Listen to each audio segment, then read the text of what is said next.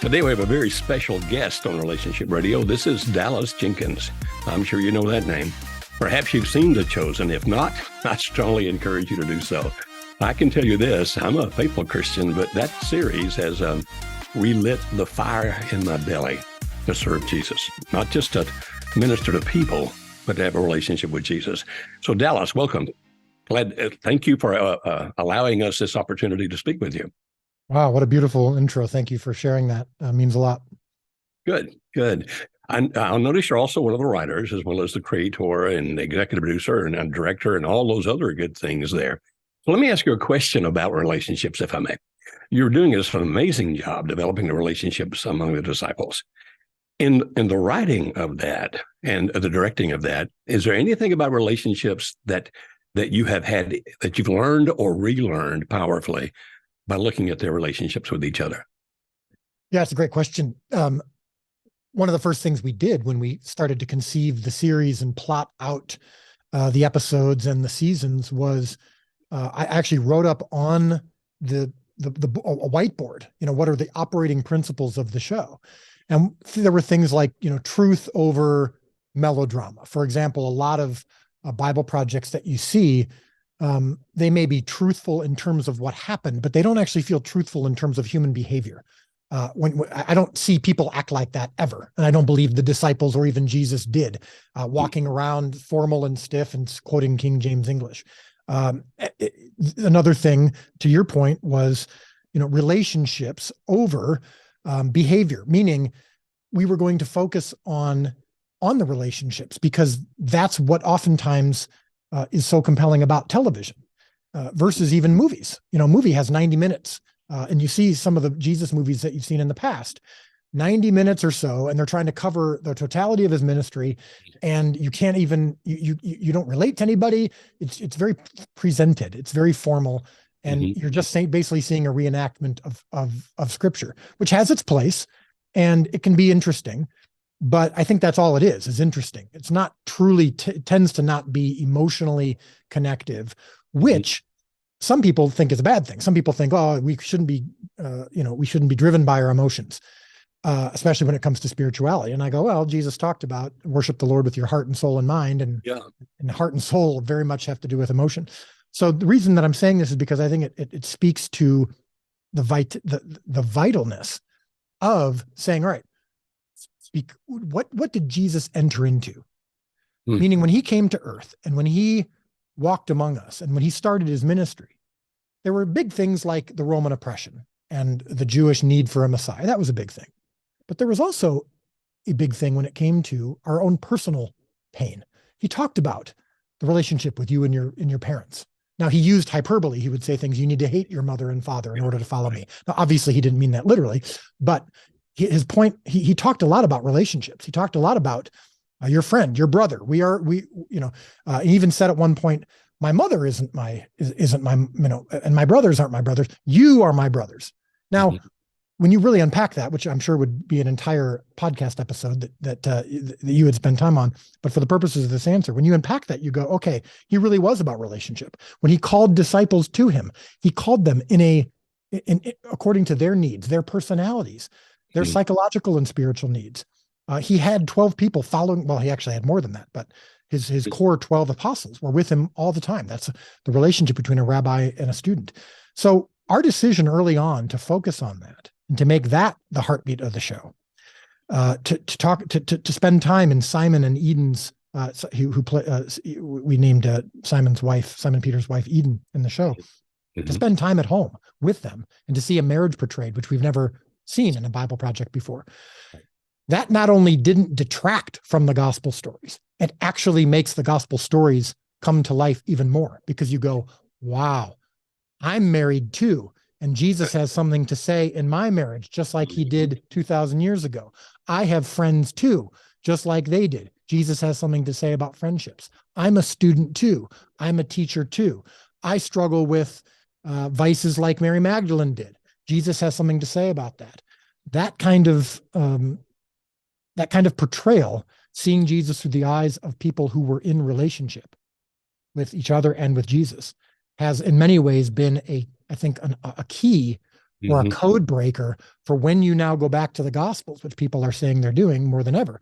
Go back to the Gospels and you go, okay, that story actually makes more sense now. And that's the whole goal of the show. And so I've heard people say, I'm sorry, this is a long answer to your question, but it was such a good question. I'm sorry. But so I've heard some people say things like, oh, the Bible has come to life for me. And I go, well, no. And this is something I heard from a pastor in California. The Bible's always been alive. We're coming to life even more from some of these depictions and portrayals by going, oh, now the Bible can be seen through the lens of it's just as much for me as it was for them. And that's, I think, a really important factor when it comes to the show. I think it's outstanding. When I taught the Gospels, Matthew, Mark, Luke, and John at a Bible university, I would try to get my students to picture them in the story. If you were there, what would you have thought? What would you have felt? And I think that you do a great job with that. It's really fascinating. I'm sure you've been asked a million times about putting Matthew on the spectrum.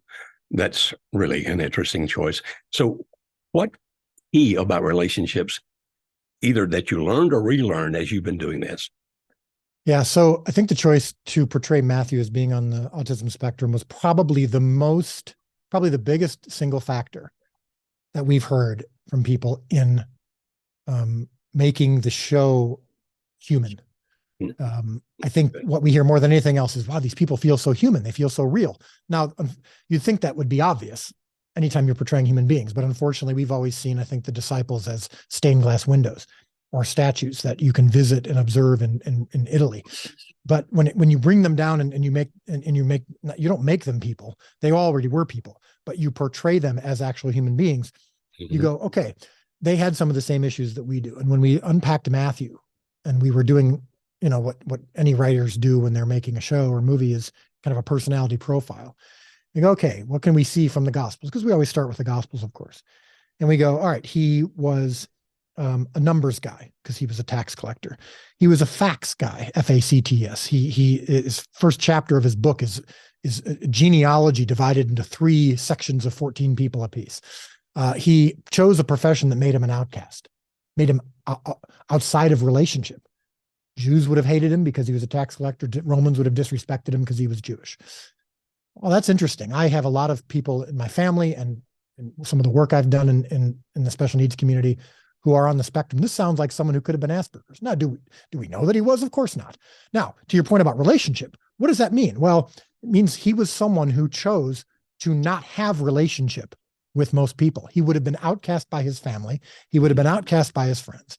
So portraying Matthew in the first season as having no relationships, and then over the course of multiple episodes and seasons, starting to have more relationship, I think is not only instructive for people who are on the spectrum, not only instructive for people who know people on the spectrum, but instructive for us, because we can sometimes make choices that cut off relationship or strengthen our relationship. And I think when you look at not only Matthew, but the portrayal of Matthew with Jesus and the portrayal of how Jesus called his disciples to him, which I just mentioned, they were relationship based.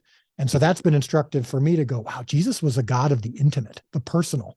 He rarely, I should say, ever just did miracles for a big group of people. And it was just a big magic trick to show off. It always was it was specific to their need. And I think that's a tool for all of us to remember in relationships, whether it's a marriage or parent or friend, is if we're going to be like Jesus, we're going to meet people in their needs according to their needs more than our own. And that's the gospel, loving others more than you love yourself. I have 3 episodes in season 2 left. I'm really looking forward to seeing how you're going to develop the relationship between Simon the Zealot and Matthew. I don't know what you've done because I haven't seen the last 3 episodes of the second season, but I'm really excited to see what you're going to do. So what message would you want to give people about relationships, first when it comes to Jesus, and then with other people, and third in marriages? Yeah, so you got to get caught up because we do a little bit in season 2, but Simon the Zealot and Matthew are really forced to look at each other in a new way in season 3. So you still got some more episodes to go, but you'll see what we do there. Because I look forward to that. Yeah. But yeah, like I mentioned earlier, I think when it comes to relationships, Jesus was the model of understanding what others are needing and serving their needs. Now, we'll never reach the perfection of Jesus, and we're not God. So our job is not to walk around and solve everyone else's problems. But if you look at how Jesus solved problems, even, it wasn't, oh, you're oppressed by the Romans, I'm going to remove your oppression. Oh, you have a difficult relationship, I'm going to make that okay.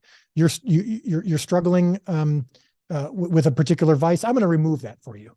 It wasn't about that. And I don't think it should be about that for us.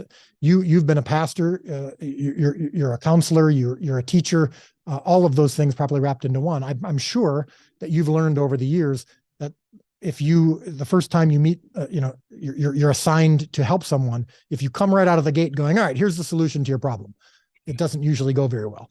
Right. We listen, we find out what their needs are. We meet them where they're at, just like Jesus did. That's one lesson I think we can all learn. Two, I really think you're going to love season 3 more than any of the other seasons, because we really dig into marriage. Simon Peter and his wife Eden, their storyline is the featured storyline of the season, because as you saw in season 1, Eden does a beautiful job as a wife of hearing the news that Simon wants to give up his job and pursue ministry. And instead of being scared by it, instead of stressing that she really hopes he lives up to the expectations, instead of saying, I'm really concerned about our finances, she says, finally, you're the man that I married. You've come back to the man that I married, where you're focused on God more than job. And she's thrilled for him to be serving Jesus, the Messiah. Well, then there's the part where it actually is played out, and Simon goes on a trip for a long time. Mm-hmm. It's not as easy when you're actually facing it practically. How does she react to that? How does he react to that? We address in season 3 what my wife and I call re-entry, which I'm sure you've, maybe you haven't used that term, but you've seen it in couples, probably experienced it in your own life. When a spouse leaves for a longer period of time than normal, or especially when they're doing ministry, and they come back into the home, why doesn't that ever go well? It's supposed to go awesome. The wife is supposed to be so excited to see her husband that she can't wait to hop into bed that night with him. And the husband is supposed to be so eager to serve her needs when he comes back, because she's been stuck with the kids, or she's been stuck not doing the exciting things he's been doing. He has every reason to be considerate and kind and compassionate, or the other way around. It's not always the husband who's been gone, of course. Why doesn't that seem to go well? It's because of expectations. They both have these unmet expectations, and they come home, and instead of a nap, which is what the husband really needs because he's been exhausted, she needs to be ready to perform and be Superman. And instead of getting right into bed because he's been missing that for a while, she's like, oh, before that happens, we need to connect with each other. So these unmet expectations seem to screw up reentry quite a bit. We explore that in a Jesus show, which isn't typically where you'd seen it explored. So yeah, it's those kinds of things that we really try to address. And because then of course, who do you turn to, and who do you need to turn to? What model do you need to follow when you're struggling in that area? It's of course Jesus. And I think sometimes we need to come to Jesus honestly. And what you see in season 3 is Simon Peter, when he experiences not only a marital struggle, but they experience a crisis, a family crisis. And they wonder why Jesus didn't solve their crisis like he's solving other people's crisis. That also can cause relational stress. And we go right after it. So you got to get into season 3, Dr. Ben. I'm looking forward to that. You're gonna have a lot to say to your viewers and listeners about that. Yeah, you've already affected my marriage. When Peter said he was going to follow Jesus, and Eden says to him, that's the man I married, my wife actually said under her breath, not to me, she said, I love that. Mm-hmm. And when she said that, I heard it, and I thought, that's how she's thinking about me, that maybe I'm getting off my focus of following Jesus. Yeah. And so I've been pondering that ever since. So thank you. Thank you for making me miserable. Well, that's great to hear. But yeah, it some of that was based on my own experience. And, I think that we husbands, especially when we're called to ministry, can get focused on the serving people, doing right by our ministry. And it becomes horizontal as opposed to vertical. And any wife who, depending on your theology of what a marriage looks like and God's and the Bible's plan for marriage, any wife that I've met, and of course my own wife, is happy to follow happy to submit to a husband who is submitted to and following God, regardless of where that leads. And of course, the Bible says, well, husbands, your responsibility is even greater. It's to love your wife as Christ loved the church, gave himself up for it. But when you're truly living that out, when you're truly sacrificing, when you're truly willing to surrender, a wife will typically be happy to follow you to the ends of the earth. Very, very good insight. One last question, if I may. You're the son of a famous father. What about relationships with children have you relearned or reemphasized in putting this great series together? Well, my dad has written books on parenting and marriage, and he's spoken about it. I've been able to experience that, read those books myself, seen him speak, but he also lived it out. He stressed family over career, which is odd to think about because he's one of the most successful authors ever, but he found a way to sacrifice other things than his family. And many times it was sleep. And so I've tried to model that as well. The demands of my job are beyond just 9 to 5. And so I just go, you know what, I'm going to, or once my kids go to bed or once my wife goes to bed, that's where I'm going to get some of my extra work done. I'm willing to sacrifice some sleep and not sacrifice family time. So that's been huge for me, is just saying, no matter what, if I don't get the home right, God can find someone else to do the chosen. He can't find someone else to be my Amanda's husband or my kid's father. At least I sure hope not. So that always comes first, and that was modeled by my father. Even in spite of the success that he had, the growth that he had, he never let it overwhelm his first responsibility as a husband and father. Well, I'm glad that God chose you, because what you've put together and what you're putting together is touching lives, including mine. And I've been a Christian. I'm 149 years old, so I've been around a long time. You don't look a day over 60, so congratulations. But I'm glad he chose you because of the creativity, the message you're doing. Thank you for that. And thank you for sharing some insight about relationships with our audience. I appreciate that so very much. I know you're a busy man. Thank you for taking time out to let us interview you and ask you these questions. Well, thanks for having me on. And I really do consider this a partnership. The show is designed to help people know and love Jesus more. Well, what happens after that is discipleship. And that's when I hand the baton off to you. So thank you for having me on. Thank you very much. May God bless you beyond measure. Appreciate that. Thanks for watching this episode of Relationship Radio, and thank you to Dallas Jenkins for joining us. If you found this episode enjoyable, please consider liking and subscribing to be notified when new episodes like this come out every Wednesday. The Chosen Season 3 is available right now. To watch it, go to watch.thechosen.tv or by downloading the Chosen app, available on the Apple App Store, Google Play Store, Fire, Roku, and the Apple TV app. We are also privileged to have Dallas Jenkins interviewed by Kimberly on her own podcast, It Starts With Attraction. Please click the video on this screen to watch that episode now. And as always, we'll see you in the next episode.